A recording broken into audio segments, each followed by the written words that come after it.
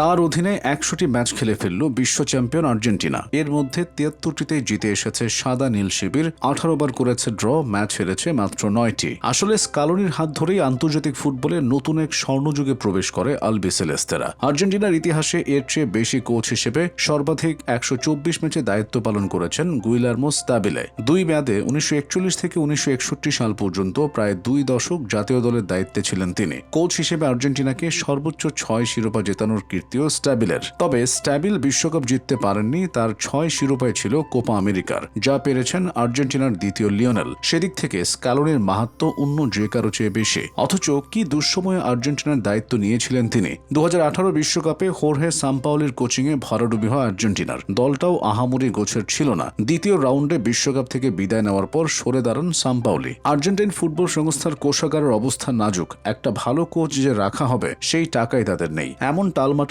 সময়ে ভারপ্রাপ্ত কোচ হিসেবে দায়িত্ব দেওয়া হয় লিওনেল স্কালোনিকে। কোচিং ক্যারিয়ারে যিনি ছিলেন সাম্পাওলির সহকারী, স্প্যানিশ ক্লাব সেভিয়াতেও সহকারীর দায়িত্বে ছিলেন তিনি। ২০১৮ বিশ্বকাপ শেষে স্কালোনির পরিকল্পনা ছিল আর্জেন্টিনার অনূর্ধ্ব ১৭ দলের দায়িত্ব নেওয়া, কিন্তু সাম্পাওলির বিদায় তাকে ডেকে আনে মূল মঞ্চে। আর্জেন্টিনার প্রীতি ম্যাচ ঘনিয়ে আসায় তড়িঘড়ি করে স্কালোনিকে ভারপ্রাপ্ত কোচের দায়িত্ব দেওয়া হয়। তাকে স্থায়ী হিসেবে নিয়োগ দেওয়ার কথা ভাবেনি আর্জেন্টিনা। এএফ এর ভাবখানা ছিল এমন, আপাতত কাজটা ও সামলাক, দেখে শুনে পরে একটা ভালো কোচ বেছে নেওয়া যাবে। গুয়েতামালা আর কলম্বিয়ার বিপক্ষে আর্জেন্টিনার প্রীতি ম্যাচে ভালোভাবেই ভারপ্রাপ্ত দায়িত্বটা সামলেছিলেন স্কালোনি। তবু দীর্ঘমেয়াদে নয়, তাকে চুক্তি দেওয়া হলো ২০১৯ কোপা আমেরিকা পর্যন্ত।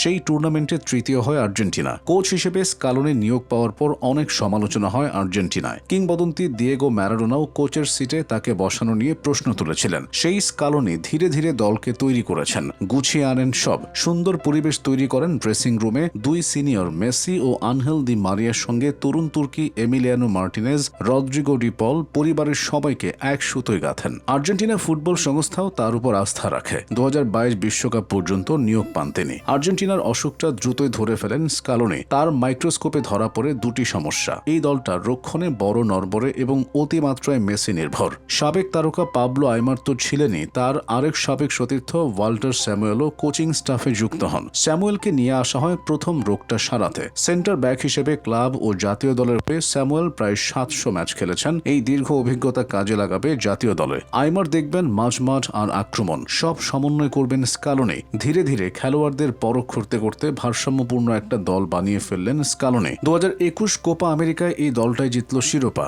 ২৮ বছর পর আর্জেন্টিনার কোনো ট্রফি, মেসির জাতীয় দলের হয়ে প্রথম শিরোপা। ২০১৯ কোপা আমেরিকার পর এই দল টানা ৩৬ ম্যাচে অপরাজিত থাকার রেকর্ড গড়ে ফেলল। এর মধ্যে ইতালিকে ৩-০ গোলে হারিয়ে জিতল ২০২২ ফিনালিসিমার ট্রফিও। ২০২২ ফুটবল বিশ্বকাপ, ২০২৪ কোপা আমেরিকা, আরও ৩টি শিরোপা জেতে স্কালোনির আর্জেন্টিনা। ধুঁকতে থাকা আর্জেন্টিনা অপরাজেয় এক দলে পরিণত হয়। সব মিলে ৩ বছর ব্যবধানে দলকে 4টি মেজর টুর্নামেন্টে শিরোপা জেতালেন লিওনেল স্কালোনি। যেখানে কাতারের লুসাইরে ২০২২ ডিসেম্বরে বিশ্বকাপ জিতে ফুরোয় আর্জেন্টিনার দীর্ঘ ৩৬ বছরের অপেক্ষা। ২০২৪ মায়ামির হার্ড রকে কলম্বিয়াকে হারিয়ে আর্জেন্টিনা কোপার শিরোপা তো ধরে রাখেই, পাশাপাশি উরুগুয়েকে পেছনে ফেলে ১৬তম শিরোপা জেতে কোপায় সর্বোচ্চবার চ্যাম্পিয়ন হওয়ার কীর্তি করে। আসলে কৌশলগত দিক থেকে স্কালোনি মাস্টার ক্লাস। আর্জেন্টিনাকে এক ছকে বাঁধা কোনো দল হিসেবে খেলান না তিনি, বরং প্রতি ম্যাচে প্রতিপক্ষের শক্তি দুর্বলতাকে বিবেচনায় নিয়ে পরিকল্পনা করেন। ট্যাকটিক্সে আনেন ছোট ছোট রদবদল, তাতেই প্রতিপক্ষ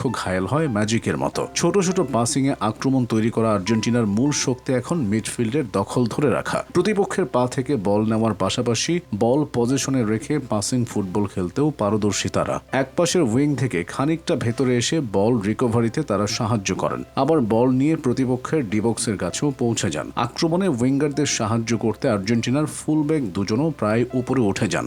একদিকে লিওনেল মেসিকে আটকাতে প্রতিপক্ষের ডিফেন্ডারদের এগিয়ে আসা, আরেকদিকে ওই ফাঁকা হয়ে যাওয়া জায়গায় আলভারেজ কিংবা দি মারিয়ার দৌড়ে ঢুকে পড়া, এটা এখন আর্জেন্টিনার আক্রমণের অন্যতম অস্ত্র। স্কালোনির অধীনে মেসির শেষ বয়সে এসে পেলেন এমন এক দল, যে দল তার দিকে তাকিয়ে থাকে না, বরং তার জন্য জীবন বাজি রেখে দলের সবাই খেলে। মেসিও ভারমুক্ত হয়ে খেলার সুযোগ পেলেন। আর্জেন্টিনার কোচ হিসেবে শিরোপা জয়ের হিসাব করলে যৌথভাবে দুইয়ে স্কালোনির সমান 4 শিরোপা জিতেছেন আলফিও বাসিলে। তবে তিনিও বিশ্বকাপ জেতাতে পারেননি। ২০২৬ বিশ্বকাপের স্টিয়ারিংও তার হাতে। দলকে আরও কিছু জিতিয়ে সবাইকে ছাড়িয়ে যান কিনা এই মাস্টার কোচ, সময় তা বলে দেবে।